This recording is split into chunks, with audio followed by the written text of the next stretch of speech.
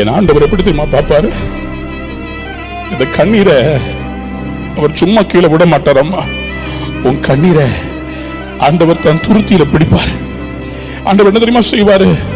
இந்த கண்ணீரை நீ தொடக்கிறதுக்கு முன்னாடி அந்த கண்ணீரை தான் கையில பிடிப்பாரு. தான் கையில பிடிச்சு சொல்லுவாரு, இந்த கண்ணீருக்கெல்லாம் நான் உனக்கு ஆசீர்வாதத்தை தருவேன். அவர்கிட்ட ஒரு கிளாஸ் இருக்குது, அவர்கிட்ட ஒரு நம்முடைய கண்ணீர் வீணா போகாது.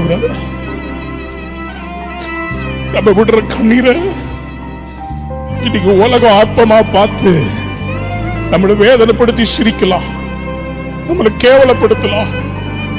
நான் ஒண்ணு மட்டும் சொல்றேன், இன்னைக்கு கண்ணீர் விடுறவங்க ஏதோ தப்பு பண்ணிருக்கிறாங்க, ஏதோ இவங்களுக்கு போதாத காலம் ஆண்டவர் இவங்களை தண்டிக்கிறாருன்னு நினைச்சு உலகம் கை கொட்டிக்கிட்டு இருக்குது. உலகம் நினைக்குது இவங்க இதை அனுபவிக்கணும், இது இவங்களுக்கு நடக்கணும்னு சொல்லி நல்லா வேணும்னு உலகம் சொல்லுது.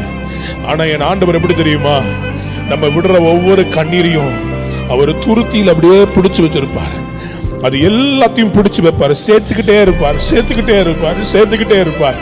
இன்னைக்கு நம்ம விடுற கண்ணீரெல்லாம் சேர்த்து வச்சுக்கிட்டே இருப்பார்.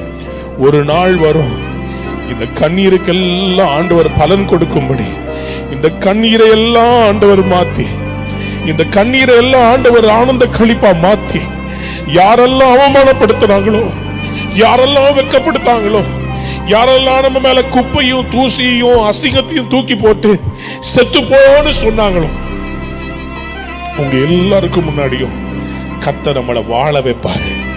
கர்த்தர் நம்மளுக்கு ஆளுகையை தருவாரு. இன்னைக்கு நம்ம ஒண்ணும் இல்லாம இருக்கலாம், ஆனா ஆண்டவர் நிச்சயமா நம்மளை உயர்த்துவாரு. உலகமே எதிர்த்து நின்னாலும் நான் கவலைப்படல.